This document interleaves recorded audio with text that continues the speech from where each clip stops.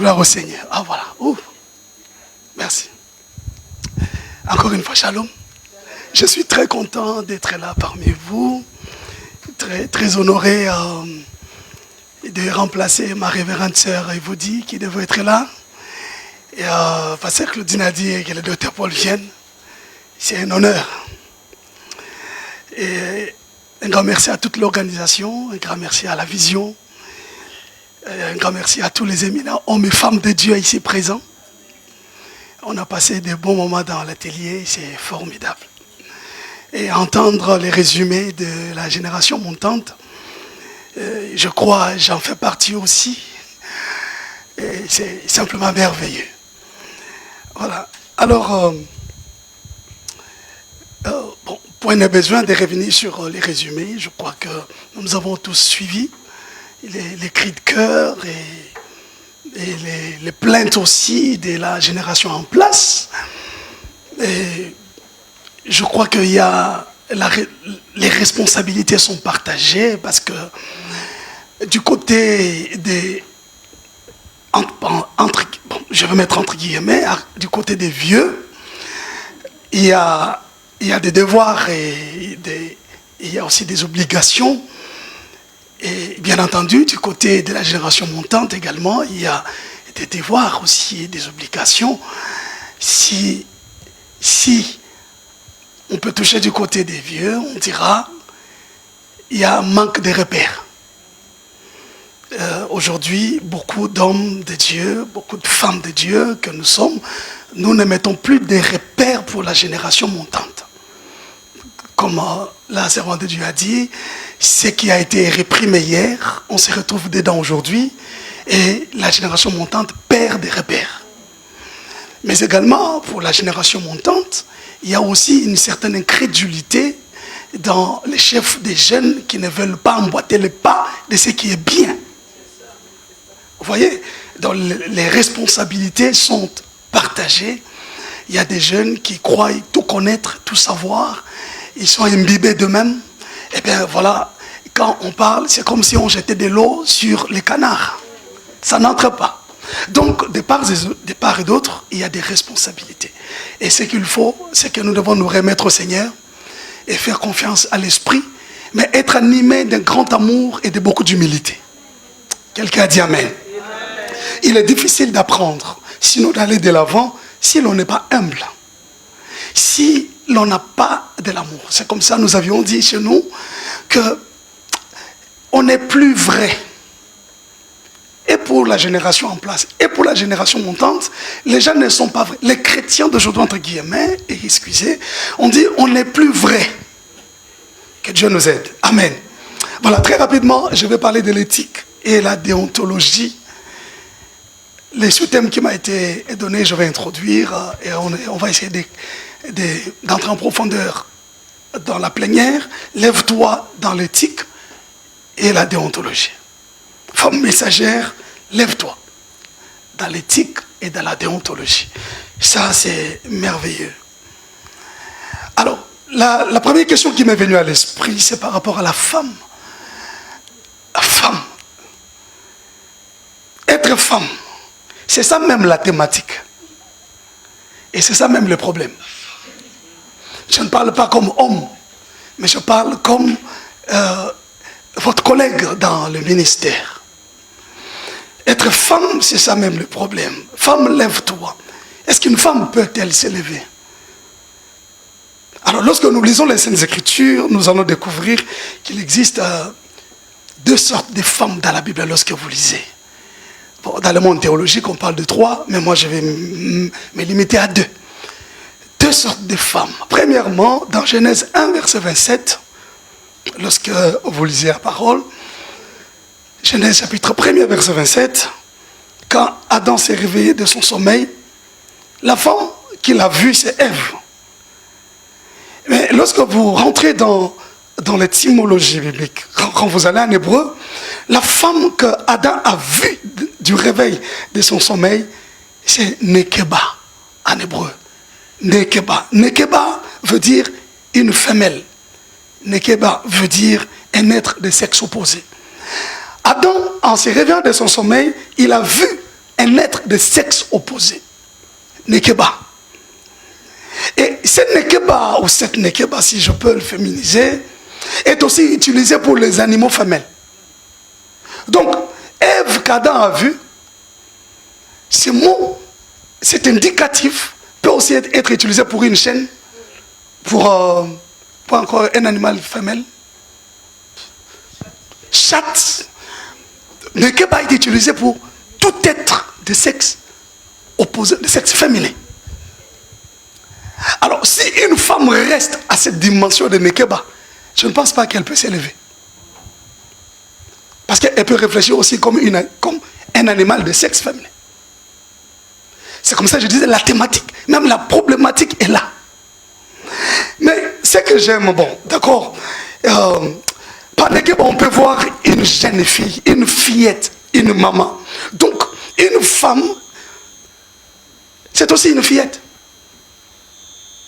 Mais la Bible ne s'arrête pas là. Ce que j'aime avec Dieu, c'est ça, c'est la progression.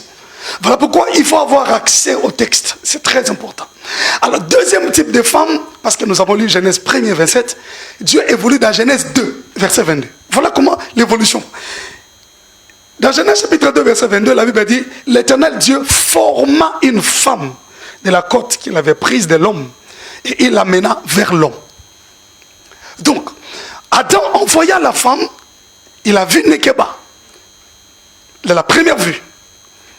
Mais quand la femme s'est approchée d'Adam, Adam a vu un deuxième type de femme. La Bible dit, Dieu forma la femme. Et cette fois-là, ce n'est pas Nekeba, c'est Isha.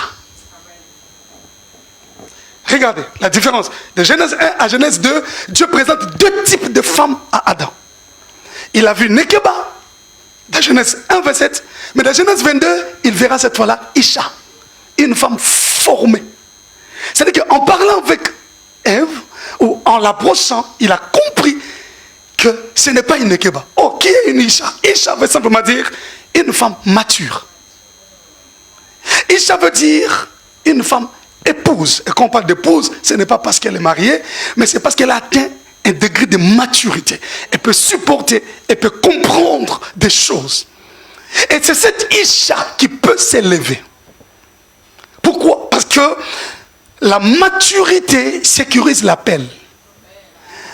La maturité sécurise l'onction. Vous savez, vous pouvez avoir un appel fort, mais si vous n'êtes pas mature dans l'exercice de votre ministère, votre onction sera négligée, minimisée et vilipendée, je peux dire. Pourquoi? Parce que le manque de maturité te poussera au gaspillage de l'onction. On peut avoir un appel fort. Quand on parle, le feu sort de la bouche. Quand on élève sa main, la gloire de Dieu se déverse, se répand. Mais quand on constate que la femme messagère qui est devant les gens qui parlent est immature, ça ne sert à rien. C'est comme à l'époque, à Kinshasa, il y avait une fillette que le Seigneur avait vraiment fait grâce dans la musique. Aujourd'hui, elle a grandi, elle a même changé de nom. Bébé Souza. Bébé Souza, je me rappelle, j'étais guitariste à Sangomalamu. Le 31 décembre, il y avait Sangomalamu au stade de Martyrs. Moi, j'étais parmi les guitaristes. Et nous, on était là, on l'accompagnait, elle chantait avec son père. Quand elle chante, tout le monde emportait, les gens l'aimaient. Mais j'ai été étonné, après avoir chanté, quand elle est descendue, ce n'est plus son tour, elle commence à jouer au sable. Et quand tu regardes, mais c'est celle qui vient de chanter là. Hein. Oh, quel manque de maturité. Non, c'est parce qu'elle est Nekeba. Elle est une femme, mais elle n'est pas encore une Isha. Et aujourd'hui, quand vous regardez, elle n'est plus bébé Souza, elle est sœur Souza. Vous sentez la maturité dans tout ce qu'elle fait, même dans sa façon de chanter. Donc, aujourd'hui, l'Église n'a pas seulement besoin de femmes messagères, mais l'Église a besoin de Isha, de femmes matures. Matures, capables de maîtriser les vents et marées. Mature, capable de maîtriser les critiques, les injures, tout et tout.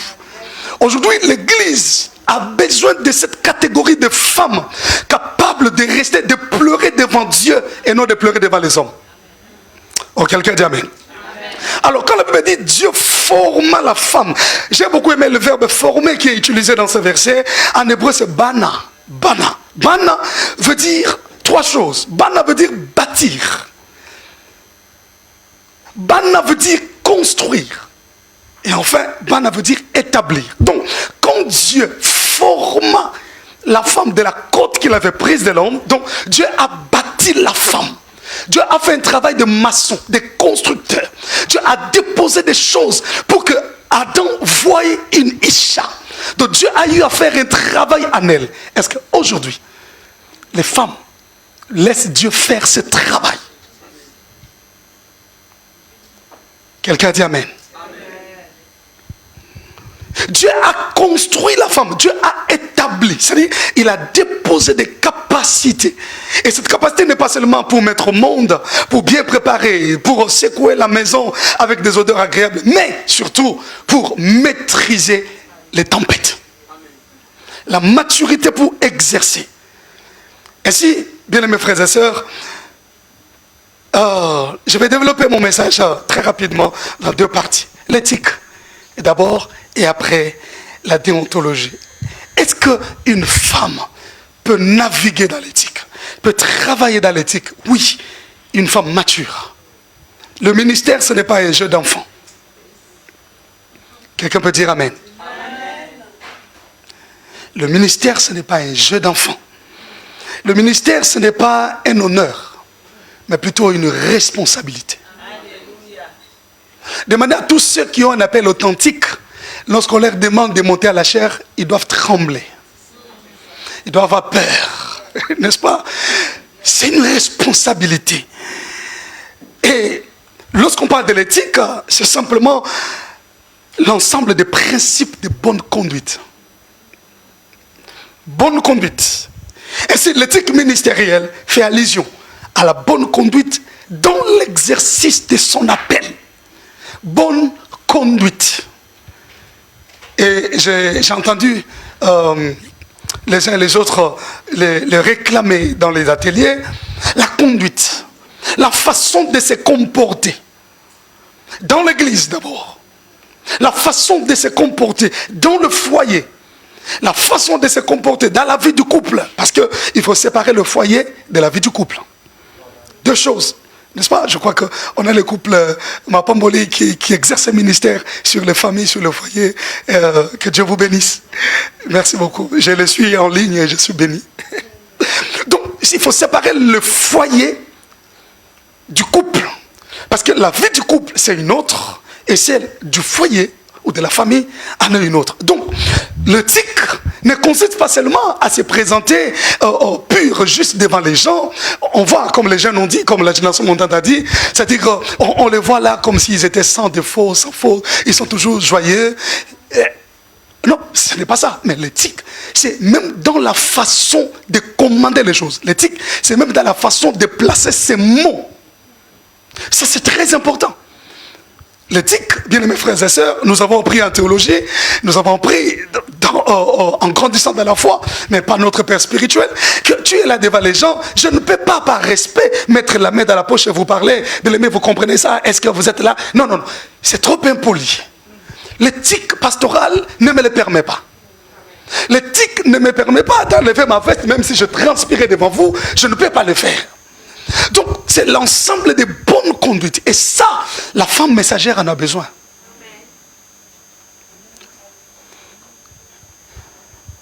Je dois éviter ce qui peut être une pierre d'achoppement pour les gens. Si c'est mon accoutrement, si c'est mon langage, si c'est ma façon d'être, si c'est mon audace qui me pousse à faire n'importe quoi, eh bien, dans l'éthique, je dois éviter. Je dois présenter une bonne conduite. Quelqu'un dit Amen. Donc, il y a quelques vérités importantes, j'aimerais que nous puissions retenir. Il est important de savoir que plus vous grandissez dans le caractère de Christ, de même, vous grandirez aussi dans l'exercice de votre appel. Le problème, c'est de donner au Seigneur une forte intimité. C'est d'apprendre à écouter la voix du Seigneur. Aujourd'hui, tout le monde dit, Dieu m'a dit, Dieu m'a dit. Est-ce que réellement tu as entendu Dieu? Grandir dans le caractère du Christ. Comment Christ s'est comporté? Alléluia. Et ça, vous n'avez besoin de vous le dire parce que vous êtes enseignant, pasteur, prophète, apôtre, évangéliste, docteur. Nous avons tous des appels de frères et sœurs dans le Seigneur, bien enseignés, des lecteurs de la Bible. Mais ce que j'aime, la Bible dit, Christ croissait en sagesse, en stature et en grâce. Je ne vais pas parler de la sagesse et de la grâce, mais je prends stature en grec, c'est Elikia. Elikia veut dire maturité. Elikia veut dire taille. Donc, même Christ Jésus, Yeshua HaMashiach, notre Seigneur, grandissait en maturité. Elikia veut dire maturité. Donc, Christ croissait en sagesse, c'est Sophia, et grâce, c'est charisme. Mais j'aime plutôt Elikia, c'est-à-dire la maturité. Christ et Jésus, bien qu'il était Dieu incarné, bien qu'il était l'expression de l'onction, bien qu'il avait l'esprit sans mesure, c'était un homme très mature dans son langage, dans sa façon de vivre, dans sa façon de parler. Il savait respecter les autorités. Toutes ces choses font partie de l'éthique. Est-ce qu'aujourd'hui, une messagère fonction dans l'éthique? Ma prière est que ton ministère soit basé, assis sur la maturité. Quelqu'un dit Amen. Amen. La maturité reste une des clés pour le succès et la survie d'un appel authentique. Je vous dis vrai. Beaucoup de gens avaient la gloire. Dieu les avait élevés à un niveau. Mais par manque de maturité, ils ont perdu beaucoup de gens. Ils ont perdu même des appuis. Ils ont perdu même des partenaires. Ils ont perdu les gens qui faisaient leur force. Parce qu'ils comptaient sur l'onction. Ils avaient l'onction prophétique. Ils avaient ceci, cela. Mais ils avaient négligé la maturité. La maturité t'apprendra à bien parler. La maturité t'apprendra à bien placer les mots. La maturité t'apprendra à respecter les gens. Avoir l'onction ne fait pas de toi un impoli. Avoir l'onction ne fait pas de toi un super homme comme les jeunes nous disent. Mais avoir l'onction et la maturité te fera comprendre que les gens qui sont assis sont plus importants et ils font ta force. Tu n'es pas ce que tu es sans ceux qui sont assis. Est-ce qu'aujourd'hui, on peut monter une armée de femmes messagères? Il faut que Dieu construise encore les cœurs. Il faut que Dieu bâtisse encore les cœurs. Il faut que Dieu fasse ce travail. Quelqu'un dit Amen. Écoute-moi, l'onction ou les capacités que tu as. J'aime beaucoup l'onction. J'aime beaucoup l'onction. J'aime ça. L'onction a deux racines en hébreu. On parle de mashach et on parle de maushach. Ces deux choses font... Oh my God. Bon. C'est-à-dire que les capacités, quand on parle de maushach, c'est-à-dire imbiber d'huile pour élargir les capacités. Dieu t'a imbibé d'huile. Et il a élargi tes capacités. Il t'a rendu capable de faire ce que ton père spirituel n'a jamais fait. Il t'a rendu capable de faire ce que ton père biologique ou ta mère biologique n'a jamais fait. Il t'a fait entrer là où personne de ta famille n'est encore entré. À cause de l'huile déposée sur ta tête. C'est-à-dire que l'onction t'ouvre des portes, l'onction t'impose, même là où tu n'avais pas de considération. Donc, l'onction, bien aimés frères et sœurs, fait asseoir les gens qui ont étudié plus que toi. Toi, tu n'as pas un niveau que... Mais ils t'obéissent, ils t'appellent maman, ils t'appellent papa. Ils sont soumis à toi. Tout ce que tu dis, les licenciés, les docteurs, les masters. Toi, tu n'as peut-être pas allé, tu n'es pas allé loin, mais l'onction te donne l'autorité sur eux. Mais il faut de la maturité. Ok, quelqu'un dit Amen. Il faut de la maturité. On t'appelle daddy, on t'appelle mamie. Mais, bien aimé, cela ne veut pas dire qu'ils sont faibles. Non. Rien du tout. Maushach veut dire imbiber d'huile pour élargir les capacités. Maushach veut dire remplir d'huile pour produire la lumière. Dieu t'a rempli d'huile, tu dégages la lumière. Tu éclaires la vie des gens. Mais tu dois avoir de l'éthique. Que Dieu vous bénisse. Donc, l'onction, qui est le maushach ou le mashach, t'expose. Mais la maturité te sécurise. La maturité sécurise ton appel. L'onction te fera acclamer. Les gens vont t'acclamer. Ton appel crie très fort. Mais la maturité t'apprendra à rester humble. C'est ça l'éthique ministérielle. L'onction poussera les gens à t'adorer même. On a vu tout ça dans nos églises. Les gens vont t'adorer. Les gens viendront souhaiter tes chaussures. Les gens viendront souhaiter tes souillères. Et garder parce qu'ils trouvent, oui, Oui, il voit la démonstration de la puissance, il voit l'appel, comment il crie.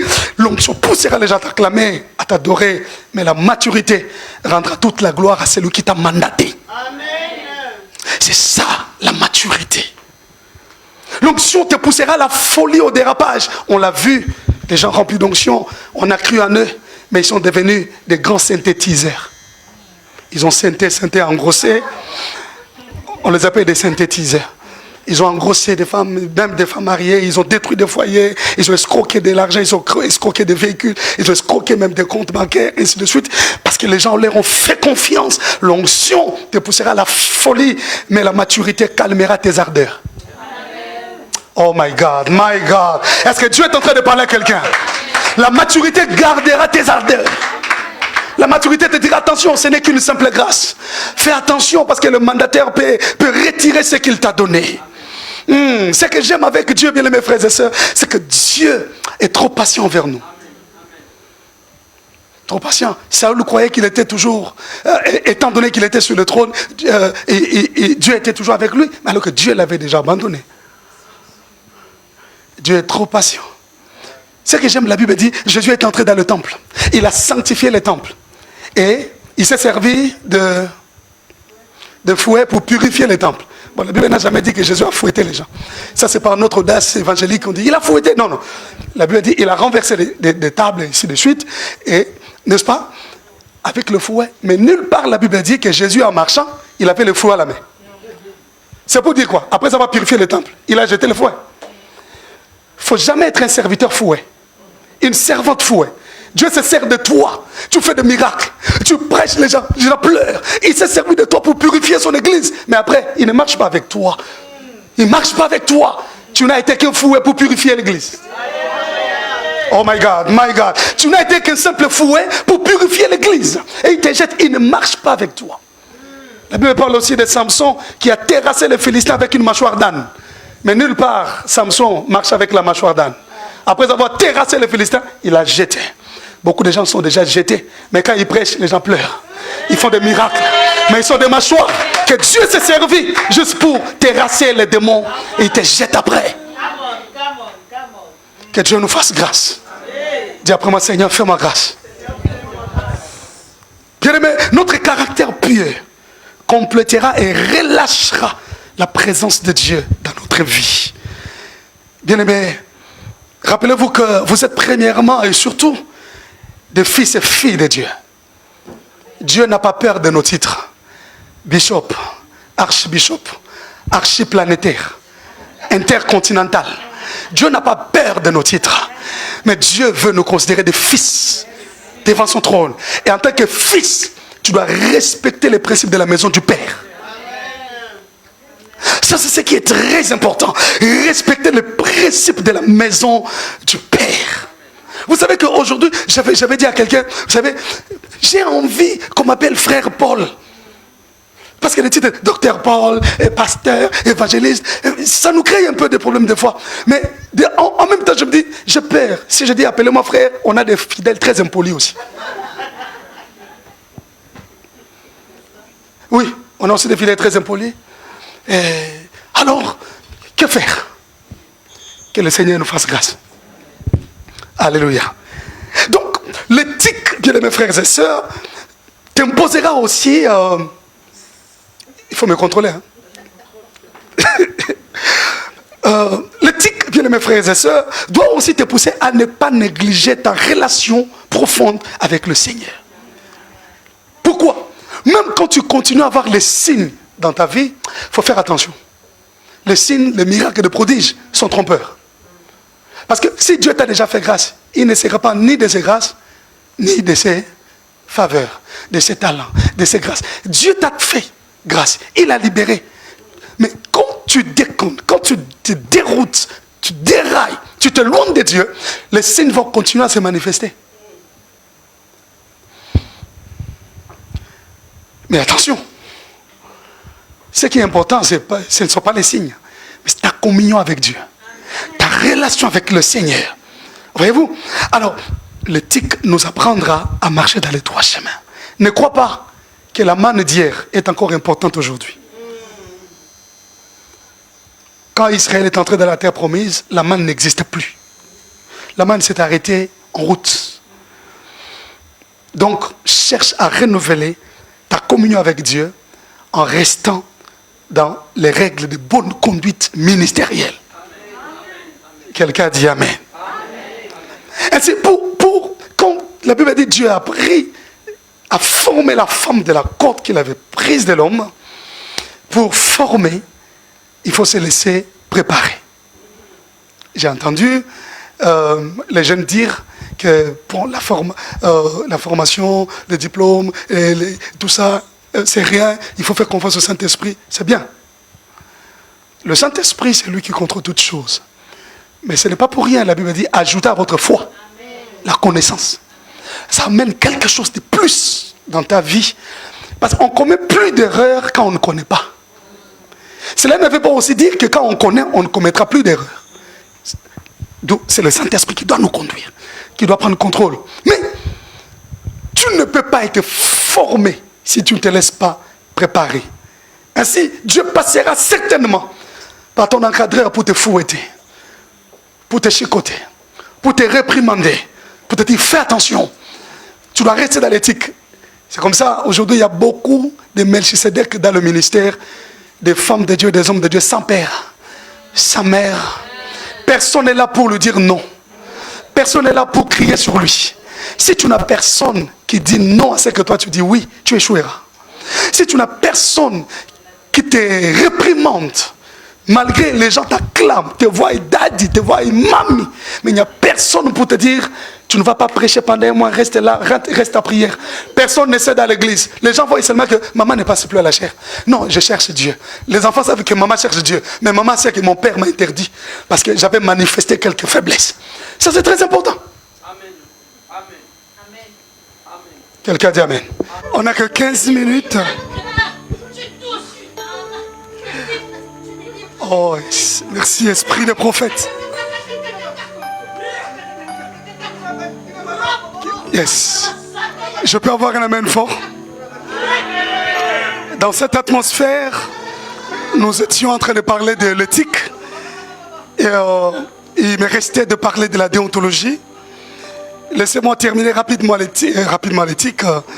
Pendant 5 minutes, et je prends 10 minutes pour parler de la déontologie. Pendant 5 minutes, je finis l'éthique.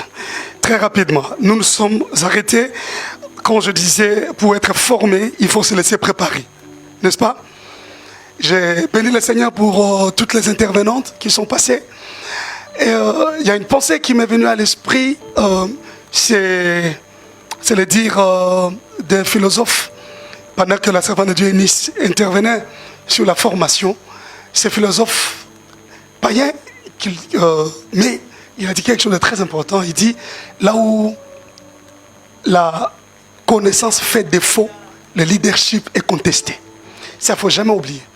Là où la connaissance fait défaut, le leadership est contesté. Si toi tu es leader, mais les gens que tu diriges ont plus de connaissances que toi, ton leadership est contesté. Fais-toi former. Que Dieu te bénisse. Merci beaucoup. Alors, je vais aller rapidement. Donc, pour terminer l'éthique, je parlais de la préparation. Donc, Dieu a formé. Et une messagère du Seigneur ou serviteur de Dieu doit se faire former également pour apprendre beaucoup de choses par rapport à l'éthique. L'éthique, nous avions dit, c'est l'ensemble des principes de bonne conduite. Alors, la préparation, chez les Hébreux, on donne beaucoup d'essence, beaucoup d'importance à la préparation ou à la formation. Voilà pourquoi il y a 3 verbes hébreux qui parlent de la préparation, mais par contre, chez les Grecs, il y a un seul verbe qui parle de la préparation. Allez-y comprendre quelle importance les Hébreux donnent à la formation. Voilà pourquoi ils préparent les enfants déjà dès le bas âge, on les prépare pour le sanctuaire. Alléluia. Alors, en grec, quand on parle de la formation, de la préparation, on parle de paraskoi. Paraskoi veut dire 2 choses. Paraskoi veut dire rendre quelqu'un prêt. Malheureusement, aujourd'hui, dans le ministère, nous avons des parvenus. Les gens qui n'ont pas été apprêtés pour travailler dans le ministère. Il se retrouve femme de Dieu, homme de Dieu, mais il n'a pas été préparé. Il se retrouve quelqu'un qui était... parce qu'il était fort en intercession, à l'équipe d'intercession, il se retrouve dans un pays loin de son pasteur, de son église, il s'improvise pasteur, prophète, évangéliste, il n'a pas été préparé. Voilà pourquoi il y a trop de dégâts dans le monde évangélique. Est-ce que vous êtes d'accord avec moi? Trop de dégâts, parce qu'on n'a pas été apprêté. Les Grecs disent paraskoué, apprêter quelqu'un, ou encore équiper la personne. C'est ça ce que ça veut dire. Donc, pour éviter trop de dégâts par rapport à l'éthique, nous avons besoin d'être équipés. Que Dieu nous bénisse. Alors, les Hébreux, lorsqu'ils parlent de la préparation, le premier verbe sur la préparation, c'est asa. Asa veut dire fabriquer. Donc, quand on te prépare, on te fabrique de manière à ce que tu fonctionnes selon la pensée du fabricant. Oh my God. Et ça, nous en avons besoin, bien aimés frères et sœurs, messagères du Seigneur. Fabriquer. Ah, ça veut dire produire quelqu'un. Ah, ça veut dire mettre quelqu'un en ordre. Et la question que nous devrions nous poser, est-ce que nous sommes mis en ordre pendant que nous servons le Seigneur? Je vais aller vite. Le deuxième verbe hébreu qui parle de la préparation, c'est kun. Ça, j'adore. Kun veut dire 4 choses. Kun veut dire, aussi comme les Grecs, apprêter quelqu'un pour un usage. Mais deuxièmement, kun veut dire poser ou fixer quelqu'un pour qu'il soit stable. Trop d'instabilité dans le ministère. Trop d'instabilité dans l'exercice du ministère. Pourquoi? Parce que nous n'avons pas été préparés, ou encore nous refusons d'être préparés. C'est pourquoi la question persiste encore. Est-il possible qu'une armée s'élève? Kun veut dire établir quelqu'un fermement pour qu'il soit durable. Durable. C'est-à-dire, ce n'est pas un travail de quelques mois, 2, 3 ans, 5 ans, c'est fini, on n'en parle plus, c'est resté dans l'histoire. Moi j'avais. Non, tu es préparé, tu es établi pour durer. Et enfin, kun veut dire rendre quelqu'un constant. J'en passe. Dieu vous bénisse. Le troisième verbe hébreu qui parle de la préparation, ça c'est... J'adore plus. C'est katiab. Katiab veut dire creuser la tête pour mettre la connaissance. Creuser la tête. On opère, on enlève ça. On prend la connaissance, on met dedans. Et ça, nous avons besoin de femmes. Vous savez, je bénis le Seigneur pour toutes ces femmes qui sont passées. Je suis surpris. Franchement, je vous dis, on est habitué quand on va dans des réunions de femmes. Maman, écoutez, les lits, c'est ce qui fait la force. Il faut savoir, n'importe quoi. On est habitué à des choses comme ça.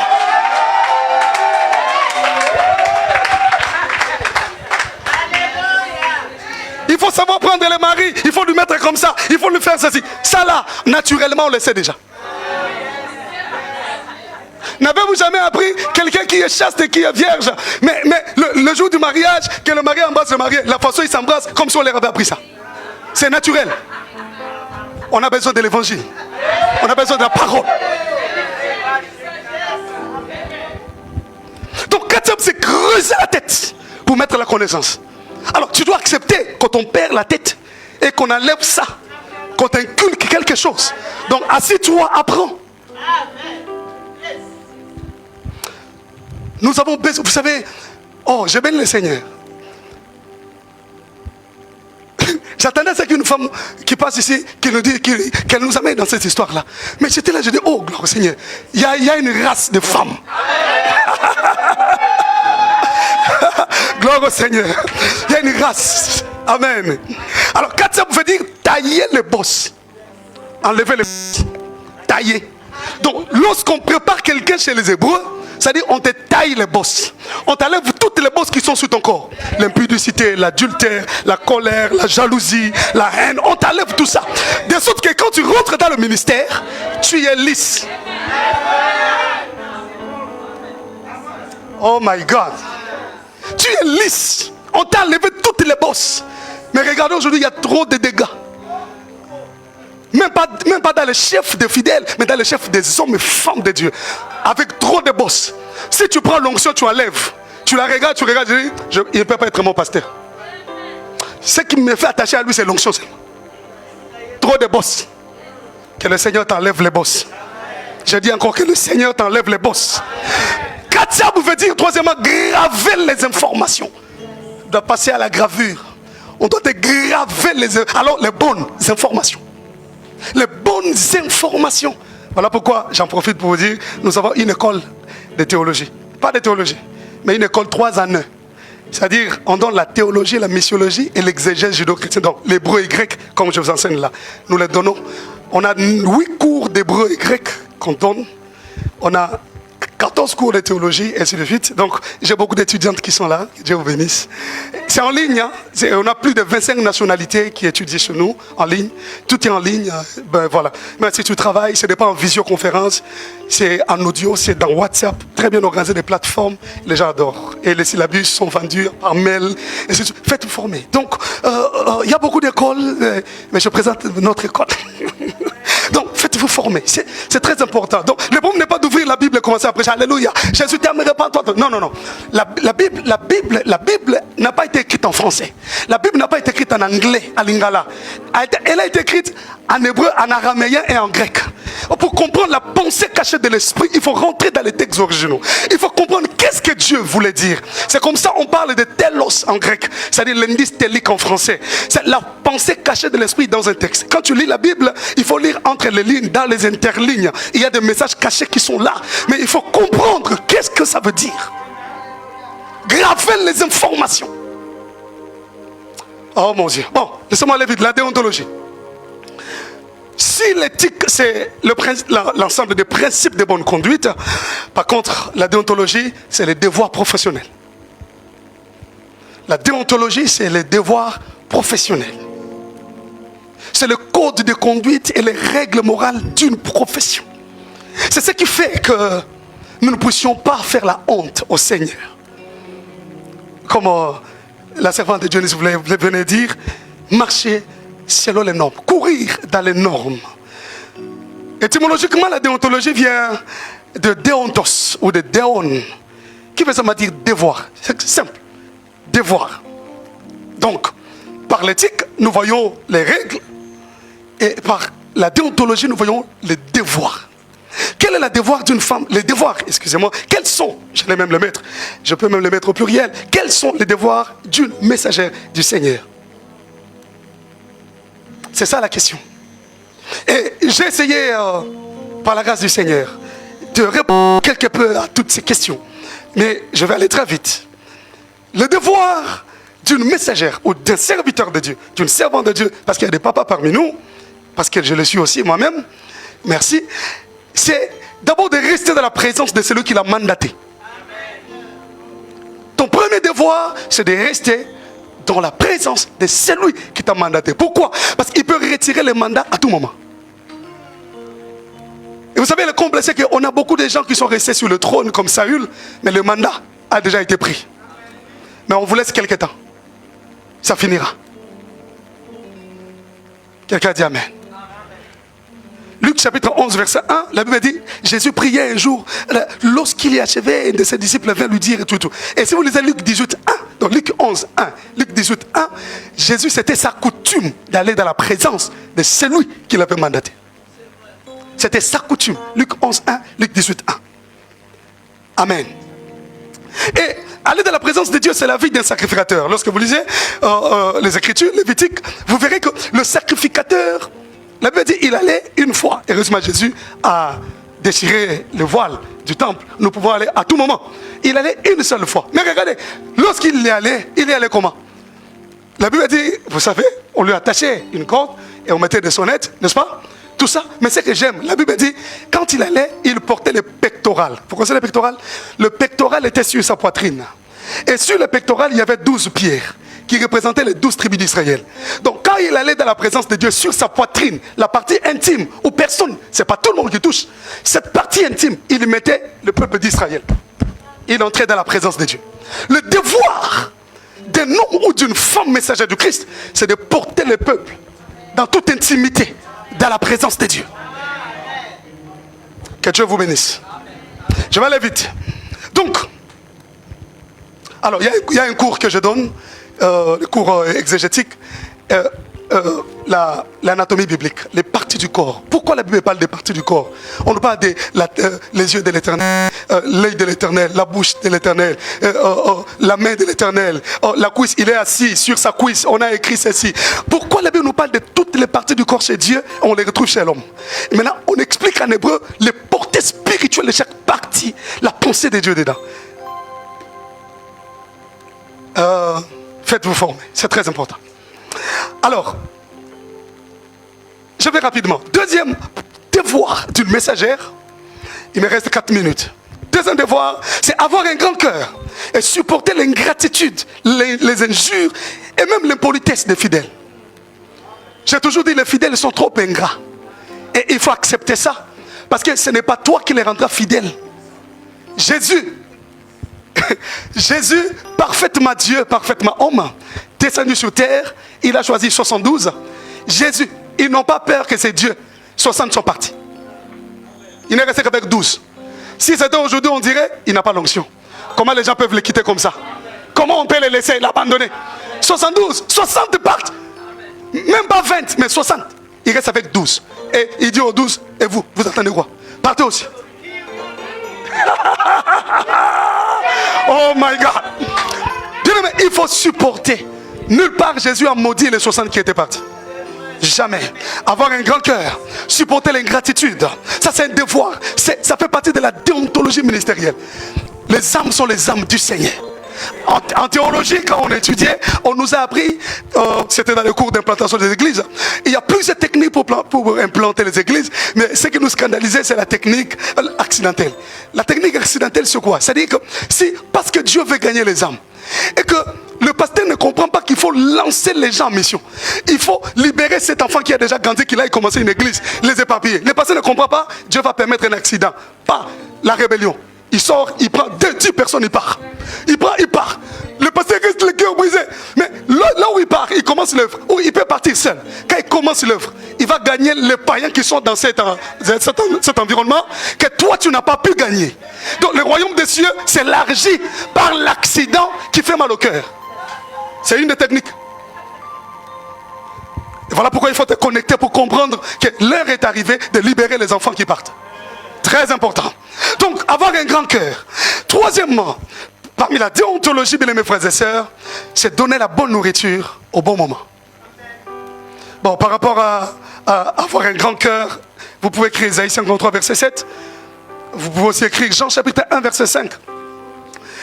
Donnez la bonne nourriture au bon moment. Luc chapitre 12, verset 42 à 44.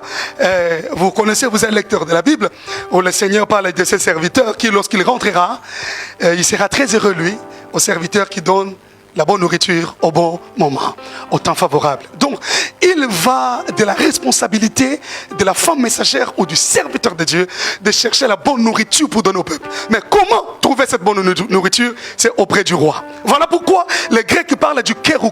Le kéroux, c'est qui? Le kéroux, aujourd'hui, dans la théologie, on parle d'un serviteur, du servant de Dieu qui prêche la parole. Mais ce terme n'a pas été chrétien, comme évidemment l'apôtre, ce n'était pas un terme chrétien, c'est utilisé pour les militaires, n'est-ce pas apôtre? Les militaires, les apostolos, c'était des militaires qui allaient de conquête à conquête. Alors c'est également comme kéroux. C'est-à-dire, dans l'ancien temps, le roi, lorsqu'il voulait parler au peuple, il y avait une convocation solennelle. Alors le peuple venait, soit à l'estrade du palais royal. Bon, bel exemple, vous voyez quand le pape pouvait parler au Vatican, il se met dans une fenêtre là. Et tous les peuples là en bas. Avez-vous déjà vu ça? C'est comme ça. Maintenant, il y avait un podium où le roi se met dessus. Et le peuple était là. Maintenant, il y avait un homme. Merci, maman. Ah, beaucoup d'amour, maman Marguerite. Merci. Alors, il y avait un homme qui venait. Le roi assis sur son trône, voulant communiquer au peuple. Il y avait un homme qui venait auprès du roi. Il s'agenouillait. Il mettait son oreille à la bouche du roi. Le roi lui disait, va dire ça, ça. Dans mon royaume, je veux ça, je veux ça, je veux ça. Il entend le roi, il se met debout. Lui, il vient, il commence à crier. Le roi dit ceci. Dans son royaume, il veut ça, il veut ça. Parce que le roi ne peut pas crier. Lui, il est autorité. Il faut qu'il y ait quelqu'un qui crie. C'est ça, dites après moi, kéroux. C'est celui-là. Alors le prédicateur, c'est un kéroux. Tu n'as pas de message à donner au peuple. Tu dois aller t'agenouiller devant le roi Tu mets ton oreille à la bouche du roi. Que le roi te parle pour que tu ailles donner. C'est ton devoir.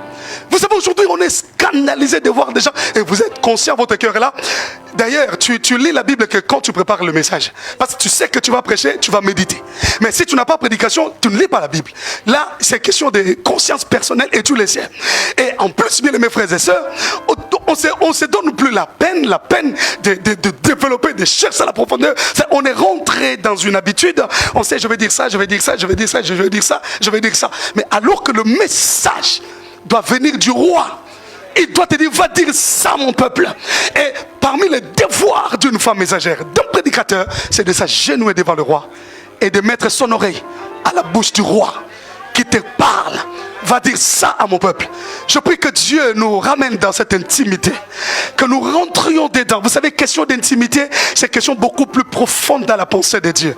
Ce n'est pas de venir, Père, je t'ai béni, on fait des prières VIP. Seigneur, on fait du coup, tu sais, Seigneur, que je vais ceci, Père. En fait, il aurait été fallu que... Non, les problèmes d'intimité, c'est un problème où le cœur se déverse devant Dieu. Vous savez, lorsqu'on parle de l'intimité, quand je dis c'est plus profond, c'est plus profond, parce que l'intimité en grec, c'est... Il y a sod, et il y a hierek. Hierek veut dire cuisse. Cuisse naturellement. Mais quand on parle de sur la cuisse, mais sous la cuisse. Quand on parle de sous la cuisse, on fait allusion au sexe. Donc l'intimité que Dieu attend de nous, c'est comme l'intimité d'un homme avec sa femme, le marié. Dieu veut que nous soyons collés, attachés à lui. Dieu veut que nous marchions dans cet amour, que l'on sente la flamme de feu dans notre cœur pour Dieu. Et c'est ce que Dieu attend des messagères du temps de la fin. Que Dieu nous bénisse. Est-ce qu'on peut prier même une minute? S'il te plaît, si tu peux t'élever là où tu es, je t'en supplie, avec tout le respect que j'ai pour toi. Je voudrais simplement que tu mettes ta main sur ton cœur, que tu dises à Dieu, Dieu Père, amène-moi dans ton intimité. Amène-moi dans la profondeur de ton intimité. Père, je veux être totalement à toi. Je ne veux pas faire des choses que moi je veux ou que je pense, mais je veux être un kéroux. Oui Seigneur, que je mette mon oreille à ta bouche. Père, exerce mon oreille à entendre ta voix. Je veux réellement t'entendre pour parler au peuple. Père, amène-moi là dans cette profondeur. Ribo Sata, Korobo Sandabaramidablo. Seigneur, Alléluia. Oh my God, tu peux me faire signer. Seigneur, mets-nous dans cette intimité, oh Dieu. Dans cette intimité, Seigneur Dieu. Alléluia. Oh my God, my God, my God, my God. Oh Jesus.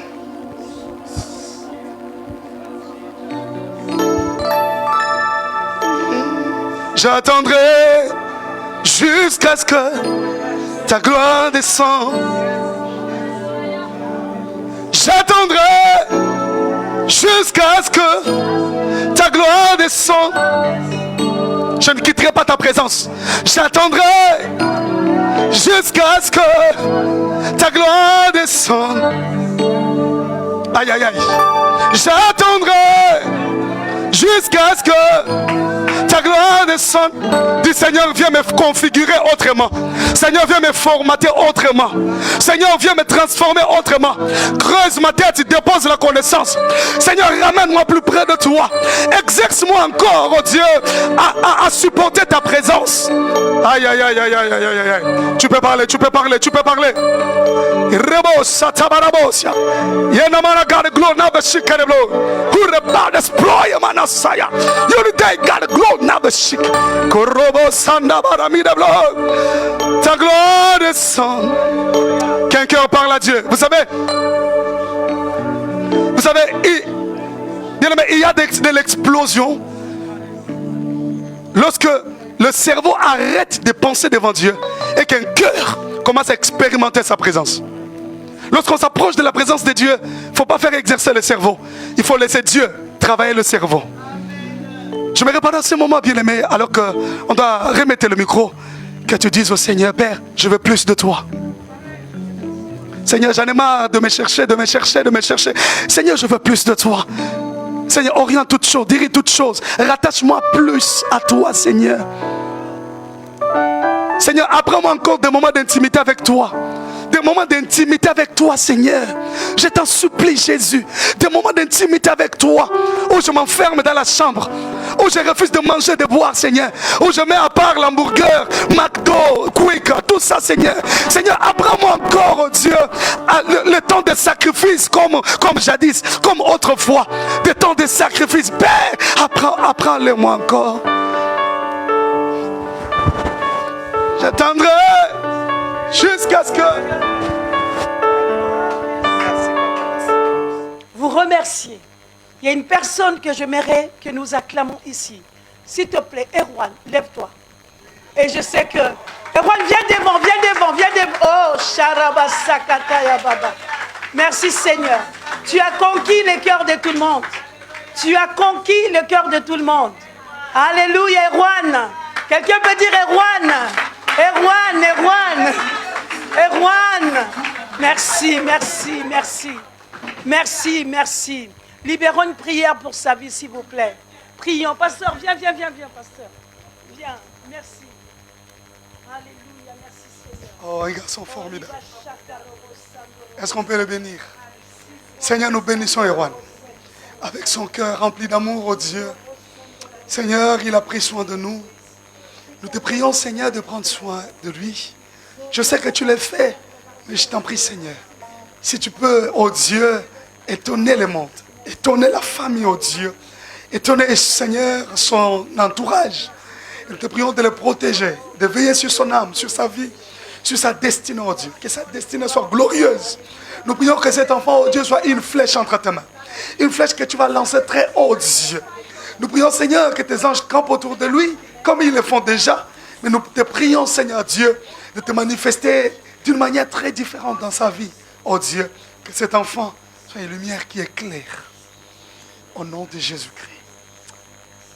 Amen. Amen, amen. Merci, roi.